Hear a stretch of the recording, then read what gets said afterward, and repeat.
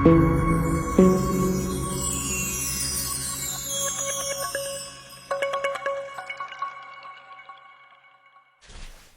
الله الرحمن الرحيم والحمد لله رب العالمين اللهم صل وسلم وبارك على نبينا وحبيبنا محمد وعلى آله وصحبه أجمعين وبعد. Today inshallah we will talk about Surat Al-Haaqqa we'll focus on. And the first four surahs will talk about what you need to have in order for you to be able to perform proper da'wah. There are four elements that you need to carry with you. The first one is knowledge. You have to know a certain amount of things, and that information has to be readily available to you, and you have to have certain level of certainty within it. That's what Surat Al-Mulk talked about. Surat Al-Qalam talked about values, what we need in terms of values, what we need in terms of ethics and morals.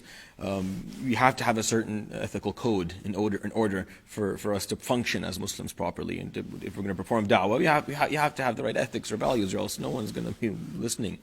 Surat Al-Haaqqa looks at what we need in terms of remembrance, our spiritual or emotional connection with Allah subhanahu wa ta'ala and with the deen. And what I mean by that is sometimes you'll find people who have a lot of information and they're ethically quite stable. There are people who have a good set of morals and values. And even when it comes to their behaviors, they behave well, but there's no spirit, there's no ruh, there's no heart in it.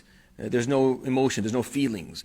And there's just this stagnance, just the lack of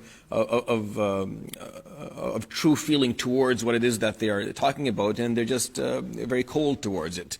And that can cause problems with the whole picture in the long run. I mean, you can only stick to something that you have no emotional attachment to for so long before you get tired of it, and before you just feel like you want to do something different, and it can cause a true drought in the spirit. So Surat Al-Haaqqa talks about that aspect of it, that spiritual, emotional attachment, the remembrance, the tadhkirah. The word is going to come in the surah a number of times to remind yourself, and for that reminder to serve as a motivation and to reconnect you back. And that's why Surat Al-Haaqqa is a very powerful surah. It tells the story of history and the Day of Judgment in a very powerful way. It's difficult to read the surah and not be moved by it. And even the way it ends is extremely emotionally charging. And that's the purpose of it. So we'll start at the beginning of it. The surah itself, it begins with its name, Al-Haaqqa. Now it comes from the root of Al-Haqq, which is truth or righteousness. Al-Haaqqa means the ultimate truth. It's an exaggeration of the two or three letter root, ha, qaf, qaf, that is very simple. Just the concept of truth or righteousness. And Al-Haaqqa, that would mean the ultimate truth that is going to occur. Ma al-Haaqqa wa ma adraka ma al-Haaqqa. What is it, and do you know anything about it? This is a Quranic method to kind of engage you into listening, into wondering, into asking the question of what is it that this is. And again, the point here is to stimulate emotion, is to stimulate remembrance, to stimulate some attachment to what's being said. Because if you don't have that, then there's something missing in the way that you deal with Islam and with what you're being taught. I mean, you can know that there's a Yawm al-Qiyamah.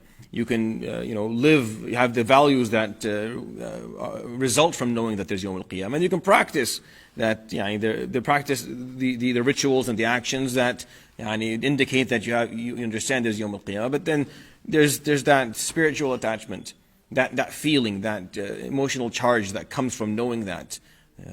For it to sink in and be a part of your spirit. That is a level that is definitely needed. In any relationship, really. I mean, in a marriage, without love, it doesn't last that long. It will end. Even if you know that this is a good person, you treat them well, you both have good set of values. But it's stagnant. If it lacks emotion, if it lacks true affection, something that exists in the heart, then it'll die off, and eventually it won't exist anymore. It'll fade away and sizzle off, and people will end it, not because of anything wrong with the other person or any huge problem, just a lack of true and actual attachment. So Surat Al-Haaqqa in that sense tells us a story. It starts right after Allah subhanahu wa ta'ala encourages us to think about Al-Haaqqa, the real truth or the ultimate truth. كذبت ثمود وعاد بالقارعة فأما ثمود فأهلكوا بالطاغية وأما عاد فأهلكوا بريح صرصر عاتية سخرها عليهم 7 ليال و8 أيام حسوما فترى القوم فيها صرعى كأنهم أعجاز نخل خاوية فهل ترى لهم من باقية وجاء فرعون ومن قبله والمؤتفكات بالخاطئة فعصوا رسول ربهم فأخذهم أخذة رابية إنا لما طغى الماء حملناكم في الجارية لنجعلها لكم تذكرة وتعيها أذن واعية. So he says, subhanahu wa ta'ala, he tells us the story of Thamud and the story of Ad and how they were both punished. Thamud was punished with a swift, aggressive blow, and Ad were punished with 7 nights and 7 days of wind, and one was really swift and quick and one took time. And when you look at them, you would see are bodies. وَالْعِيَاذُ بِاللَّهِ. It's a very difficult, it's a very descriptive and graphic description in the Quran of just bodies lying there like the end part of a palm tree, and the heads are off. And then the Quran asks, do you see anyone left of them? Is there anything left of them? And Fir'aun before them came, and the Mu'tafikat, the people of Thamud, they refused to listen to their prophet, and Allah subhanahu wa ta'ala also punished them a swift punishment. And before that, when the water rose, speaking about the time of Nuh alayhi salam, حَمَلْنَاكُمْ فِي الْجَارِيَةِ, we carried you in that ship and we saved you. لِنَجْعَلَهَا لَكُمْ تَذْكِرَةً, so that you may remember. So this may serve as a remembrance, something to remind you, a reminder. وَتَعِيَهَا أُذُنٌ وَاعِيَةٌ, and for an ear that is conscious, that is intelligent, that understands, and can learn this and actually connect to it. وَتَعِيَهَا أُذُنٌ وَاعِيَةٌ. You need someone who has a high level of consciousness to hear all this, and for it to interact with his spirit and with his soul, and feel it in order to actually live by it, and for it to make a difference in behavior. And that's like the first part of the surah. It tells a story of how historically people who have refused to listen and refused to change their ways were punished, and the punishments were difficult. تبدأ سورة الحاقة، وهي السورة الثالثة في هذا الجزء 29، والمكون من سورة الذي يبتدئ بسورة الملك وينتهي بسورة المرسلات، وهو المحور ما قبل الأخير من القرآن، ويتحدث عن قضايا الدعوة إلى الله سبحانه وتعالى. فيتحدث عن نصيب المسلم من كل من الأمور الأربعة الرئيسية من الإسلام ليستطيع أن يدعو إلى الله بعمله، ثم يتحدث عن أمثلة للدعوة، ثم عن احتياجات الدعوة، ثم عن أساليب الدعوة. فكل سورة هذا الجزء يتحدث عن قضية جوهرية محورية في الدين، هو أن الهدف بالآخر أن ندعو إلى الله سبحانه وتعالى، ليس فقط بالكلام، بل الكلام هو أقل وأبسط أساليب الدعوة، وإنما الدعوة بالأفعال والحياة والأخلاق والعمل. هذا الذي يجذب الناس ويشدهم. فسورة الملك تحدثت عن نصيب المسلم من العلم، ما يجب أن يعرفه المسلم ليستطيع أن يدعو. وسورة القلم تحدثت عن القيم والأخلاق، البوصلة الأخلاقية للمسلم التي عليه أن يلتزم بها. ثم سورة الحاقة تتحدث عن نصيبه من الاتصال والتذكرة، من الوعظ، القيمة الروحية، قيمة المشاعر والأحاسيس، الارتباط الروحي بهذا الكلام. من السهل أن يعي أو يفهم الإنسان الكلام، ثم تتكون عنده مجموعة من الأخلاق والقيم، وربما يمارس هذه الأخلاق والقيم من خلال العبادات والشعائر والأفعال الصالحة، الأعمال الصالحة. لكن إذا كانت هناك ثمة نقص في ارتباط الروح والمشاعر والقلب بهذه المعاني، مع الوقت يحدث الملل، ويحصل التباعد بين الإنسان وبين هذا المنهج لقلة ارتباط قلبه وروحه به. وهذا يحصل في كل العلاقات، حتى في العلاقات الزوجية. إذا الإنسان لم يمتلئ قلبه حبا للطرف الآخر، مع الوقت تذهب العلاقة وينفصلان، رغم أنهما ربما إنسانان صالحان طيبان، كل منهما يعرف عن الآخر صلاحه ويعرف، لكن إذا فرغ من المعنى الود ومعنى الارتباط الروحي، حصل شيء من الانفكاك. وهذا الذي تذكرنا به سورة الحاقة، وهي تقص قصة شديدة اللهجة، مليئة بالانفعال، مليئة بالتذكرة الإنذارية والتبشيرية التي تحرك القلب وتحرك العواطف. فتبتدئ السورة الحاقة، هذا من لفظ الحق، فالحاقة هو تعظيم لمعنى الحق، أي الأمر الذي يقع حقا بلا شك. ما الحاقة وما أدراك ما الحاقة. وهذا الأسلوب القرآني في الترغيب للسماع حتى الإنسان حتى تشد يعني حواس الإنسان إلى هذا الكلام. ثم تبدأ السورة بقصة يعني الأقوام السابقة، ثمود وعاد. ثمود الذين أهلكوا بالطاغية أي بضربة واحدة شديدة. أما عاد أهلكوا بريح سخرها عليهم 7 ليال 8 أيام حسومة، حسمت الأمر لكن أخذت وقت. هناك من الأقوام من أهلكوا إهلاكا مباشرا، وهناك من الأقوام من أهلكوا يعني أخذت القضية وقتا.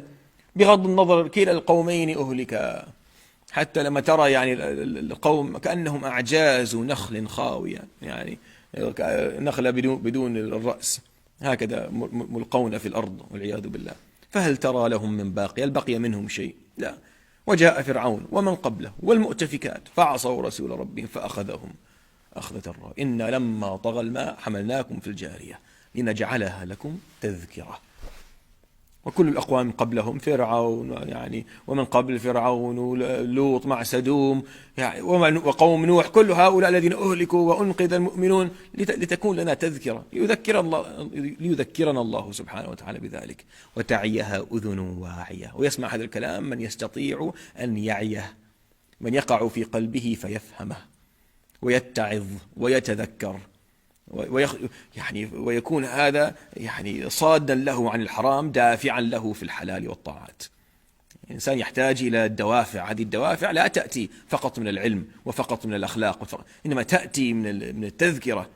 إنما الخوف والرهبة والطمع جزء من هذه الدوافع، وهذه دوافع مهمة يجب أن القرآن يؤكد عليها في هذه السورة. يجب يكون كما لديك دافع العلم ودافع الفهم والأخلاق، عليك أن يكون عندك دافع الطمع والرجاء والخوف. So the surah continues and is talking about, and the surah is offering us this motive of hopefulness of Allah subhanahu wa ta'ala's mercy and fear of His punishment. You need those. It's not just enough to understand clearly and to have a clear set of values. You need that motive of love and desire and fear. These are strong motives that are basically define the human experience. And Surat Al-Haaqqa is trying to play on those motives, getting us to love, to want, to desire, to fear, and to revere. And once you have those emotions, and it's easier to follow the word of Allah subhanahu wa ta'ala. So the surah continues, فَيَوْمَئِذٍ وَقَعَتِ الْوَاقِعَةِ. On that day, and a day will come where the occurrence will occur. وَقَعَتِ الْوَاقِعَةِ. It's similar to the surah Surat Al-Waqi'ah, when we talked about it, the same wording. فَيَوْمَئِذٍ وَقَعَتِ الْوَاقِعَةِ. That occurrence will occur. وَانشَقَّتِ السَّمَاءُ فَهِيَ يَوْمَئِذٍ وَاهِيَةٌ. And the cosmos will start being destroyed and ripped to pieces, and it becomes very weak. The structure that was once magnificent and huge becomes very weak because it's being destroyed. وَالْمَلَكُ عَلَى أَرْجَائِهَا وَيَحْمِلُ عَرْشَ رَبِّكَ فَوْقَهُمْ يَوْمَئِذٍ ثَمَانِيَةٌ يَوْمَئِذٍ تُعْرَضُونَ لَا تَخْفَى مِنكُمْ خَافِيَةٌ. And the angels are at the edges of the universe, all of them. And 8 of them carry the throne of your Lord. On that day you're exposed. Nothing is hidden. Nothing is concealed any longer. You're fully exposed. Everything about you. Everything that you did publicly and everything that occurred secretly and on a personal level will be exposed on that day to Allah subhanahu wa ta'ala. And then the surah goes into the 2 directions that a person can go on Yawm al-Qiyamah. فَأَمَّا مَنْ أُوتِيَ كِتَابَهُ بِيَمِينِهِ. And the person who is going to be given their book in the right hand. فَيَقُولُ هَاؤُمُ اقْرَءُوا كِتَابِيَهْ إِنِّي ظَنَنْتُ أَنِّي مُلَاقٍ حِسَابِيَهْ فَهُوَ فِي عِيشَةٍ رَاضِيَةٍ في جنة عالية قطوفها دانية كلوا واشربوا هنيئا بما أسلفتم في الأيام الخالية. The person who has their book in the right hand, they'll say, come see, come take a look, come read my book. You want to share this ultimate success with everybody. See this emotional response. They're so happy, they want to share it with everyone. Come read, see my book. Look at all the sins that are forgiven, pardoned, and look at all the good deeds that were accepted. Indeed, I knew that I was going to meet this day. I prepared for this day. So this person is going to be in a happy life. عيشة راضية. a calm and satisfying life. Aisha is life. They're going to live a life that is satisfying, that is calm, where there's happiness, in a high paradise, where everything that you want is near. And you'll be told, eat and drink and enjoy, for you have spent a lot of effort and time in the previous days in dunya.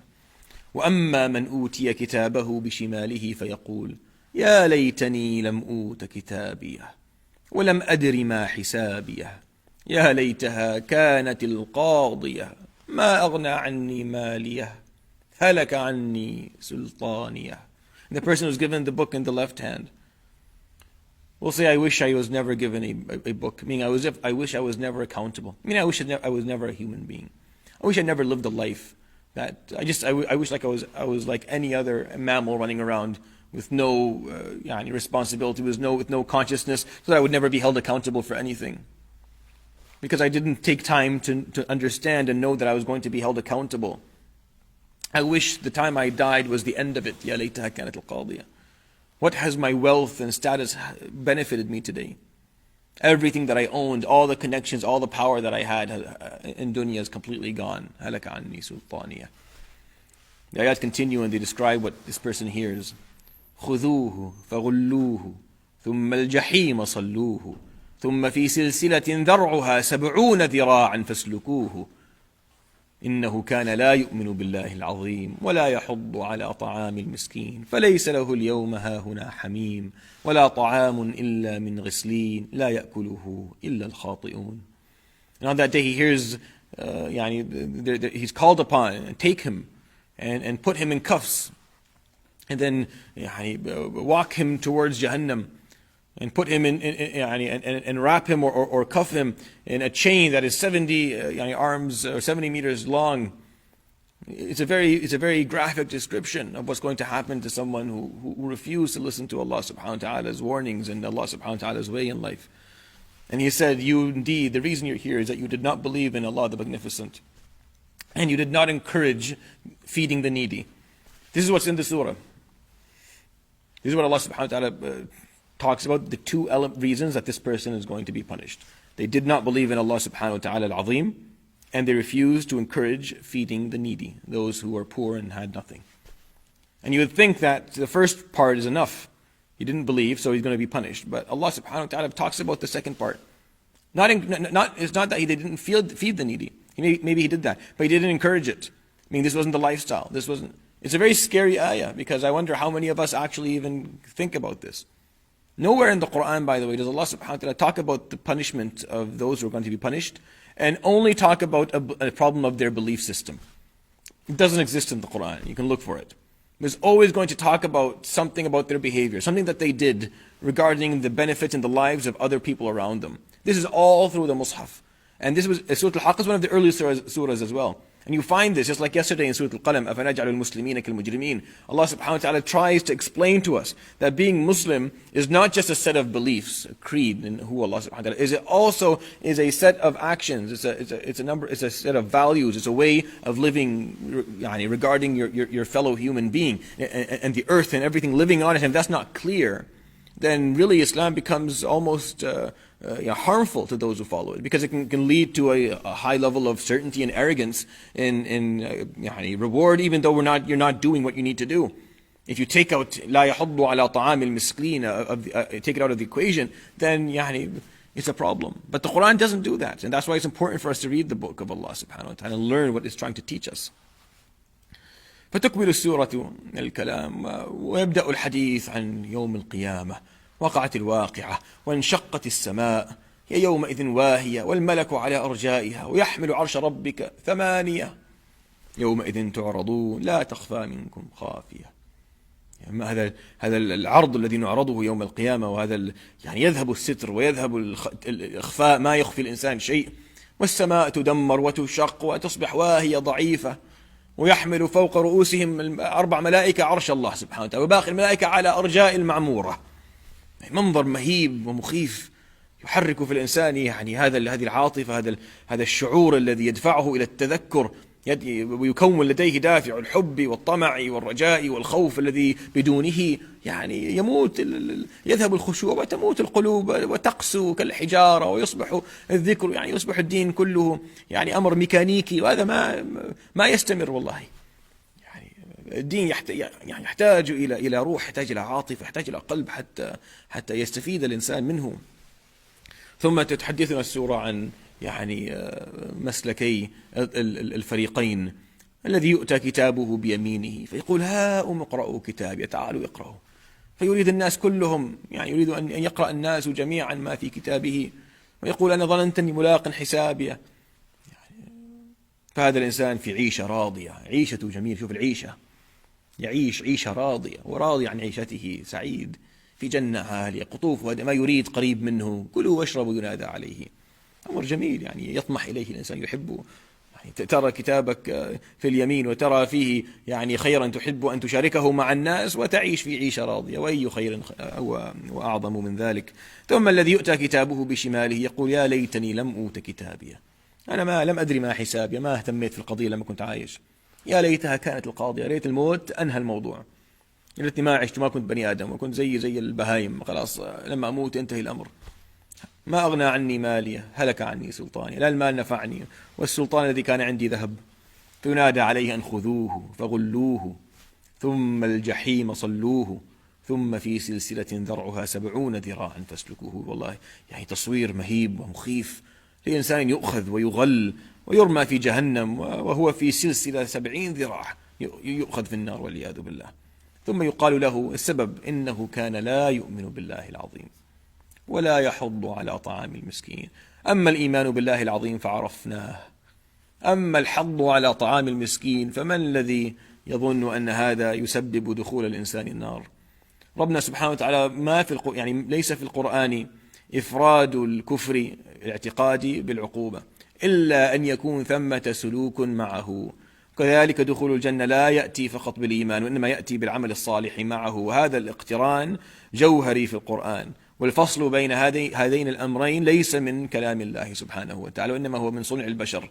البشر يحبون أن يفصلوا، أسهل المؤمن يدخل والمغافر ما يدخل، أما أعمالهم وأما صلاحهم وأما اهتمامهم بالمسكين فهذه قضية ليس لها تأثير. هذا من صنع البشر، لأن هذا يخفف عن الإنسان يعني مسؤولياته، ويعطيه إحساسا يعني ولو كاذبا بالطمأنينة أنه يكون من أهل الجنة، رغم أنه لا يعني أخلاقه لا تسمح بهذا والعياذ بالله. لكن القرآن يرفض مثل هذا الكلام، إنه كان لا يؤمن ولا يحض. ليست قضية أنه لم يتصدق، ربما تصدق لكنه ما كان يحض على طعام المسكين. هذا القرآن. وراجع في يعني القرآن مليء بهذه الآيات، ما تجد إلا أن يقرن الله سبحانه وتعالى بين الكفر والشرك وبين عمل سيء كالعداوة والظلم والاعتداء والطغيان، يعني وإيذاء المسكين وإيذاء اليتيم. هذا أما إذا انفصل فلا ندري ما يفعل بهم. كذلك لو فصلنا بين الإيمان والعمل الصالح لا ندري ما يفعل. هذا أمر يعني من المفترض أن يحرك فينا شيئا من الخشية من الله سبحانه وتعالى. وهذا فليس له اليوم هاهنا حميم ولا طعام إلا من غسلين لا يأكله إلا الخاطئون. Allah subhanahu wa ta'ala talks about the person who refused to believe and refused to encourage feeding the needy. And I can't emphasize enough the importance of the Quran looking at these two things. Whether it's going to Jannah, you have to have both belief and behavior that allows it. Just like if you're going to be punished, you have to have both. When you start disconnecting these two things, no one knows what's going to happen. And Islam doesn't work when you disconnect them. That's the act of the human beings like to disconnect these two things because it's easier that way. If you just believe, you go to Jannah. It's easy. Just have a set of beliefs, regardless of whether you believe, you actually practice it, whether you actually care for the world around you or not. But the Quran doesn't support that narrative. The Quran does not support that narrative, and it's important that we read the Book of Allah in that sense and understand it that way. فَلَيْسَ لَهُ الْيَوْمَ هَاهُنَا حَمِيمٌ. That person will find no friends يوم القيامة, or food that is satisfying. وَلَا طَعَامٌ إِلَّا مِنْ غِسْلِينَ, but from the hellfire. لَا يَأْكُلُهُ إِلَّا الْخَاطِئُونَ. Only the mistaken, only those who made the clear mistakes are going to be in this situation. فلا أقسم بما تبصرون وما لا تبصرون إنه لقول رسول كريم وما هو بقول شاعر قليلا ما تؤمنون ولا بقول كاهن قليلا ما تذكرون تنزيل من رب العالمين. Then Allah subhanahu wa ta'ala takes an oath by everything we see and we don't see.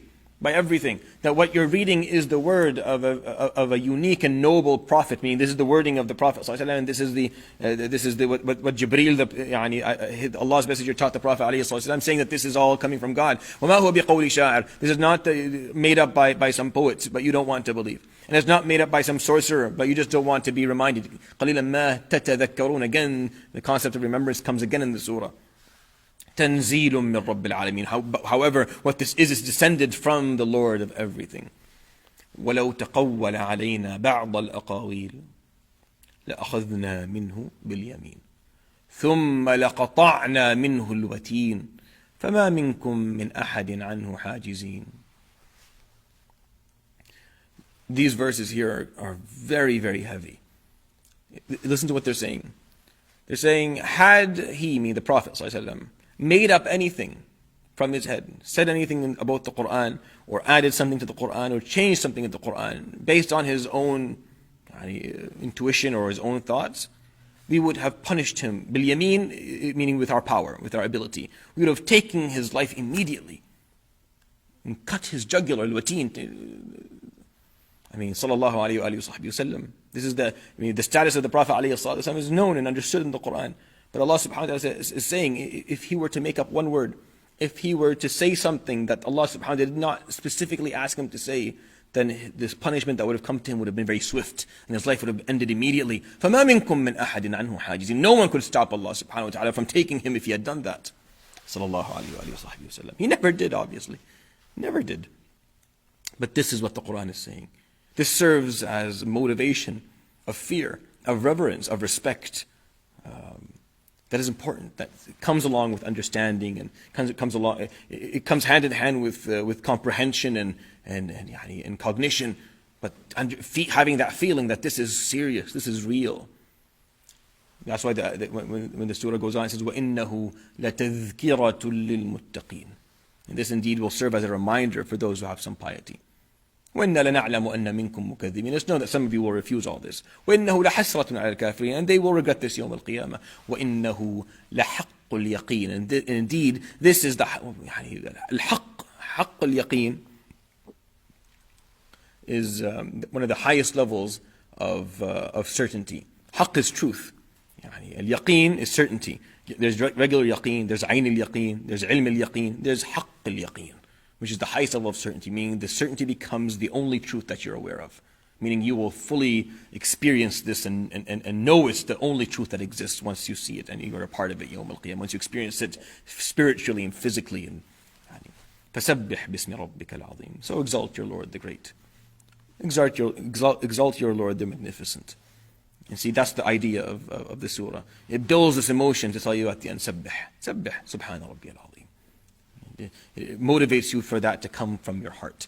And that's the idea of Surat Al-Haaqqa, and I hope it was beneficial. Subhanakallah wa bihamdik, shalla la ilaha illa ant, astaghfiruka wa atubu ilayk, wa sallallahu ala sayyidina Muhammadin wa ala alihi wa sahbihi ajma'in. Jazakumullahu khairan, barakallahu feekum. Assalamu alaikum wa rahmatullahi ta'ala wa barakatuh.